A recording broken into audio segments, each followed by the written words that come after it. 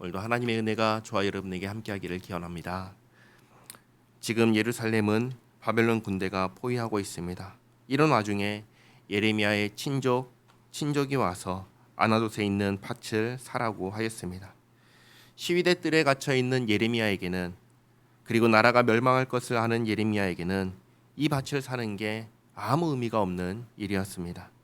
그러나 하나님께서 미리 이 일이 있을 거라고 말씀하시고 사라 하셨기에 자기 자신에게는 의미가 없는 일이지만 하나님의 말씀에 순종하여 샀습니다.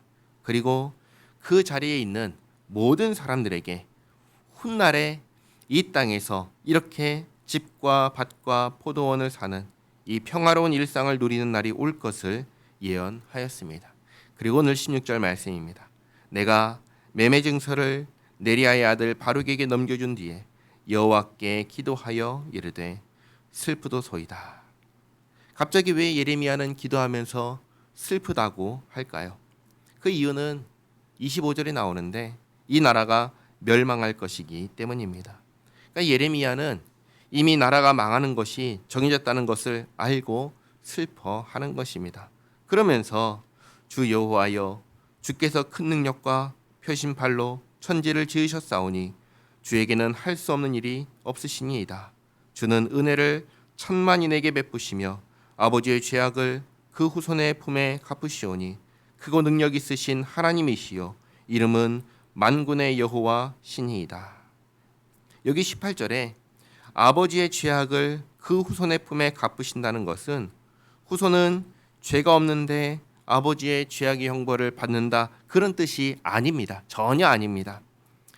무슨 뜻이냐면 이제 조상에 의해서 나라가 망하면 그 망한 피해를 누가 입습니까? 고스란히 후손이 입는 것입니다. 그것을 얘기하는 것입니다. 그러나 하나님께서 그 후손들을 괴롭게 하시나요? 그렇지 않습니다. 그 후손들이 만약에 하나님 말씀에 순종해서 그 땅에, 포로로 잡혀간 땅에 정착해서 산다면 하나님께서 그들을 평화롭게 살 수 있게 해 주셨습니다. 이것을 놓치면 안 됩니다.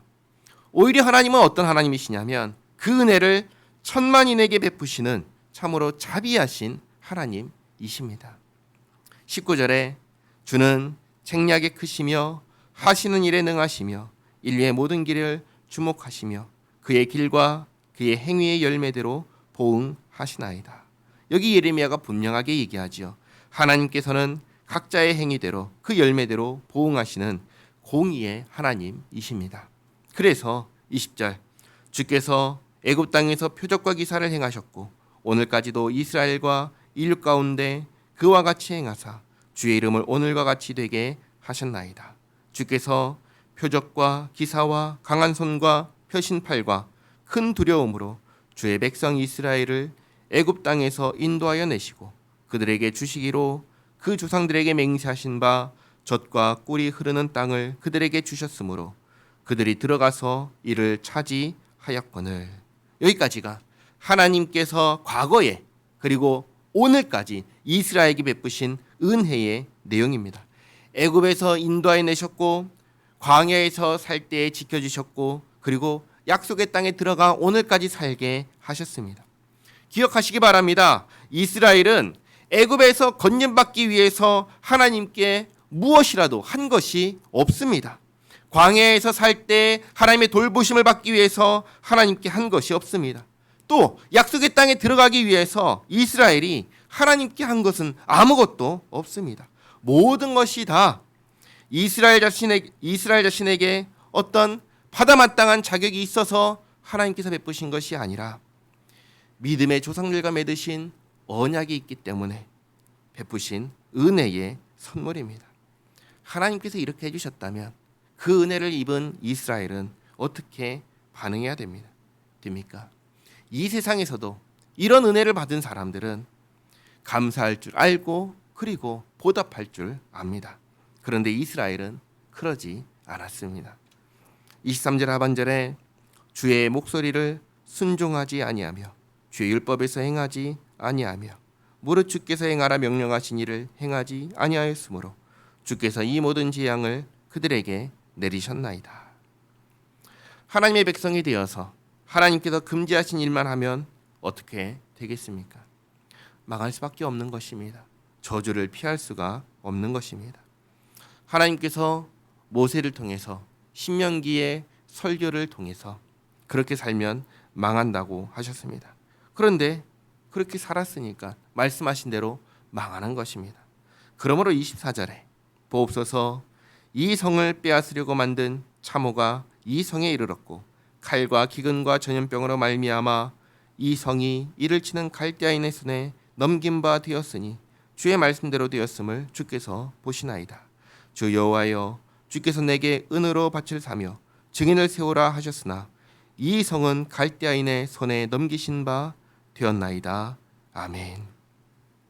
물론 예레미야는 70년 뒤에 구원과 회복이 있을 것을 압니다. 그러나 당장 1년 뒤에 내년에는 이 땅이 멸망할 것을 압니다. 그래서 너무나 슬픈 것입니다. 그러나 그렇다고 해서 예레미야가 할 수 있는 게 있나요? 할 수 있는 게 아무것도 없습니다. 왜냐하면 예레미야가 평생에 걸쳐 외쳐도 아무도 듣지 않았기 때문입니다. 회개하는 사람이 없습니다. 돌이키는 사람이 없습니다. 순종하는 사람이 없습니다. 그러니 이 멸망을 피할 수가 없는 것입니다. 하나님께서는 오늘 말씀을 통해서 우리가 어떻게 살아야 하는지 분명하게 알려주셨습니다. 하나님을 의지하고 말씀에 순종하는 삶이 복된 삶이라 가르쳐 주셨습니다. 하나님을 거부하고 불순종하는 삶이 저주받은 삶이라 가르쳐 주십니다. 그리고 우리에게 스스로 선택하라고 하십니다. 어떤 삶을 선택하시겠습니까? 예배를 마치고 돌아가는 그래서 오늘 하루를 살아가는 우리의 삶을 어떤 삶으로 채워가시겠습니까?